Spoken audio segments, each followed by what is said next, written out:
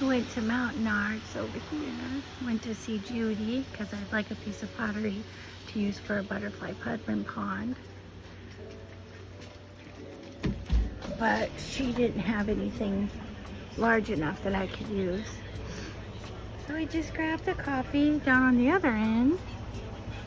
And Nicholas got some ice cream.